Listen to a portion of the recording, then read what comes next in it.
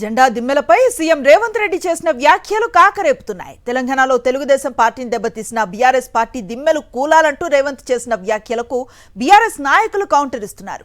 BRS party Telangana ప్రజల గుండెల్లో పుట్టిన పార్టీ అన్నారు హరీష్ రావు. తెలుగుదేశం పార్టీ కాంగ్రెస్ కు వ్యతిరేకంగా పుట్టిందని గుర్తు చేశారు. కాంగ్రెస్ భూస్థాపితం అయితేనే ఎన్టీఆర్ ఆత్మకు శాంతి చేకూరుతుందన్నారు హరీష్ రావు.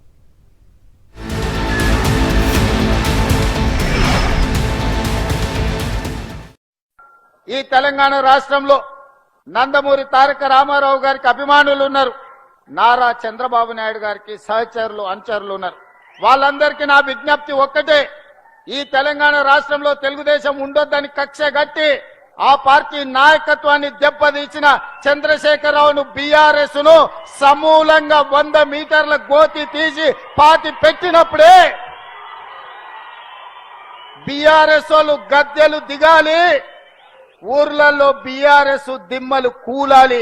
అప్పుడే నందమూరి తారక రామారావు గారికి నిజమైన నివాళులు అర్పించిన వాళ్ళం అవుతాము. ఆ విధంగా మనము ముందుకు వెళ్లాల్సిన అవసరం ఉన్నది. బీఆర్ఎస్ ను బొందబెట్టాల్సిన బాధ్యత మన అందరి మీద ఉన్నది. మిత్రులారా, కూలిస్తే బీఆర్ఎస్ పార్టీ ఏదో జెండా గద్దెల్లో లేదు, ప్రజల గుండెల్లో ఉన్నది బీఆర్ఎస్ పార్టీ. బీఆర్ఎస్ పార్టీ జెండా గద్దెల్లోనూ కూలిస్తే పోయే పార్టీ కాదు. తెలంగాణ ప్రజల గుండెల్లో పుట్టిన పార్టీ బీఆర్ఎస్ పార్టీ, ప్రజల హృదయాల్లో ఉన్నటువంటి పార్టీ బీఆర్ఎస్ పార్టీ.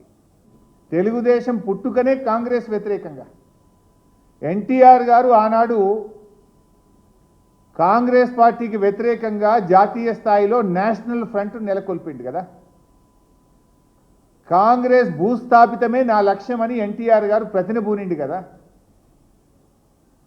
నిజంగా కాంగ్రెస్ భూస్థాపితమైతే ఎన్టీఆర్ గారి ఆత్మశాంతి చేకూరుతుంది. నీకు అంత ప్రేమ ఉంటే పోయి తెలుగుదేశంలో ఉండే నువ్వు ఎందుకు కాంగ్రెస్లోకి వచ్చినావు? నువ్వు ద్రోహివి.